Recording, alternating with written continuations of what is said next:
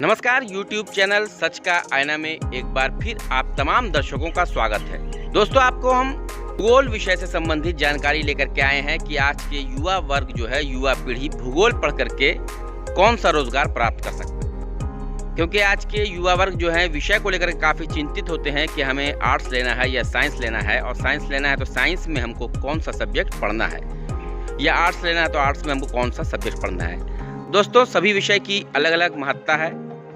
हम आपको भूगोल से संबंधित जानकारी लेकर के आए हैं। यहाँ पे भूगोल के हमारे शिक्षक हैं, वो आपको बताएंगे कि भूगोल पढ़ने के बाद बच्चे किस तरह से कौन सा रोजगार प्राप्त कर सकते हैं, या किस से विभाग में उनको नौकरी मिल सकती है। तो आइए अब हम चलते हैं यहाँ पे सर के पास। सर, आप बताएं इन्हें कि जो है भूगोल पढ़ करके हम किस चीज़ की तैयारी कर सकते हैं, या भूगोल की तैयारी करने के बाद भूगोल विषय से हम अगर आगे पढ़ाई करते हैं, उसमें महारत हासिल करते हैं, तो किस विभाग में, किन किन विभाग में हमें उसमें नौकरियां मिल सकती हैं। कि काफ़ी संभावनाएं हमारे युवाओं के लिए है इसमें, और इस विषय को एक जीवंत विषय माना जाता है शुरू से, और इसमें अब नए नए आयाम जुड़ रहे हैं, तो इसमें संभावनाएं और बढ़ गई हैं। शुरू में भूगोल में सिर्फ लोग जानते थे कि ये सिर्फ फिजिकल ज्योग्राफी, जिसको भौतिक भूगोल कहते हैं, तो भौतिक भूगोल में केवल पढ़ना होता था स्थलाकृति विज्ञान, समुद्र विज्ञान और जलवायु विज्ञान। इसके अलावे अब भूगोल के जो नए नए शाखाएं इसमें आ गई हैं, जैसे आर्थिक भूगोल में जनसंख्या भूगोल है, राजनीतिक भूगोल है।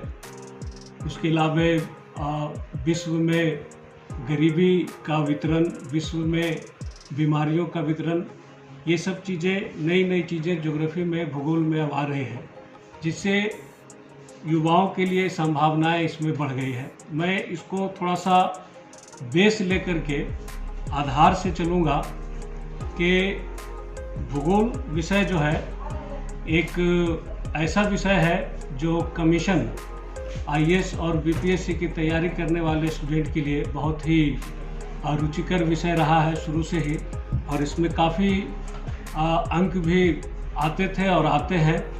और 1990 के दशक या 2000 के दशक में कमीशन की तैयारी करने वाले जो स्टूडेंट्स होते थे, उन स्टूडेंट्स में भूगोल के प्रति एक रुचि होती थी, और भूगोल रख करके बहुत सारे ऐसे हमारे सीनियर्स हैं, जूनियर्स हैं, जिन्होंने आईएएस और बीपीएससी निकाला है।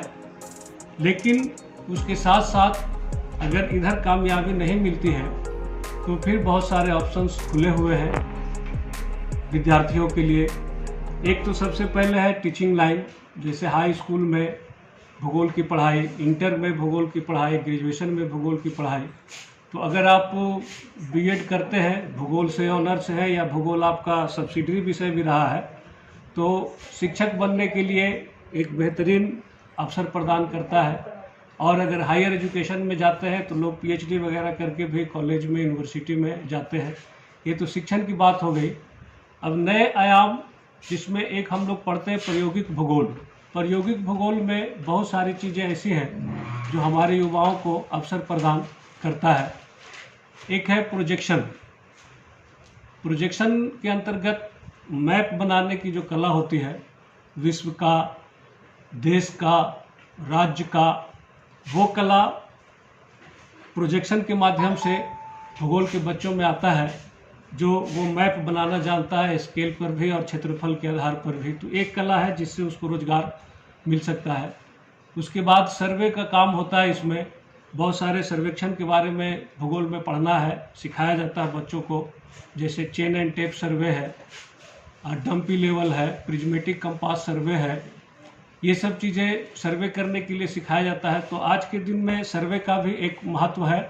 तो अगर बच्चे इसमें निपुण रहेंगे तो ये सर्वेक्षण के माध्यम से भी उनको रोजगार मिल सकता है।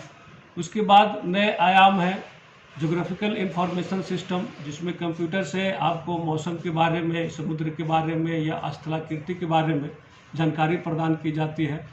तो बच्चे अगर इसमें निपुण हो, इधर भी रोजगार का अवसर मिलता है। उसके बाद रिमोट सेंसिंग है, बहुत सारे बच्चे ज्योग्राफी में ऑनर्स करने के बाद, एमए करने के बाद रिमोट सेंसिंग में पीएचडी करते हैं, तो उनके लिए रोजगार का अवसर है। बहुत सारे हमारे सीनियर्स रिमोट सेंसिंग से पीएचडी कर करके काम कर रहे हैं अलग अलग।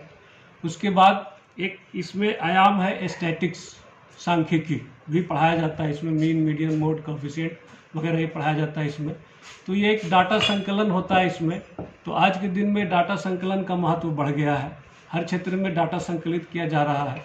तो अगर भूगोल के विद्यार्थी अगर इसमें निपुण है तो उनको भी उसमें अवसर मिल रहा है, आप उसमें रोजगार प्राप्त कर सकते हैं। इसके अलावा भूगोल में स्थलाकृति विज्ञान या जलवायु विज्ञान के बारे में जो जानकारी दी जा सकती है या दी जाती है, तो अगर विद्यार्थी जलवायु विज्ञान को अच्छे से पढ़ते हैं तो वो मौसम विभाग के क्षेत्र में जा सकते हैं, उधर काम कर सकते हैं, मौसम से संबंधित जो भी काम होते हैं। फिर समाचार वाचन में भी भूगोल के बच्चे आते हैं, जिसमें एक अलग से आता है मौसम से संबंधित समाचार। तो जनरली देखिएगा कि वो मैप पर स्टिक से बताते हैं, तो वो भूगोल के जानकारी उसको बताते हैं, कहाँ बादल छाया हुआ, आइसोथर्मल लाइन क्या है, आइसोबार लाइन क्या है, वो ये सब उसमें बताते हैं। उसके अलावा समुद्र विज्ञान की भी अगर जानकारी बच्चों को हो, ओशियनोग्राफी कहते हैं इसको, अगर वो अच्छा से पढ़ें तो उसमें जो महाद्वीपीय मग्न तट है, उसमें जो हमारे खनिज पदार्थ अवेलेबल है, समुद्री खनिज पदार्थ, उसकी जानकारी अगर उनको है तो उधर भी उनको रोजगार मिल सकता है। कुल मिलाकर के हम ये कह सकते हैं कि भूगोल एक ऐसा विषय है जिसमें सारी तरह के विषय को समाहित किया गया है, और बच्चे अगर इस सब्जेक्ट को अच्छा से पढ़ें तो हम समझते हैं कि हर फील्ड में वो बच्चा अच्छे से काम कर सकता है, उसमें सफल हो सकता है। धन्यवाद हारून रशीद साहब, आपका बहुत बहुत धन्यवाद। भूगोल के बारे में आपने अपनी अपार संभावनाएं बताई कि इसे रोजगार की अपार संभावनाएं हैं इसमें। धन्यवाद इसके लिए आपका। दोस्तों, अगर मेरा वीडियो आपको अच्छा लगे तो वीडियो को लाइक कर सब्सक्राइब ज़रूर करें। एक बार फिर आपका पुनः YouTube चैनल सच का आईना में स्वागत है। आपसे गुजारिश है कि इस वीडियो को लाइक कर सब्सक्राइब ज़रूर करें और कमेंट्स बॉक्स में अपनी राय भी दें। हमें आपके कमेंट्स बॉक्स में आपकी राय का इंतज़ार रहेगा। धन्यवाद दोस्तों।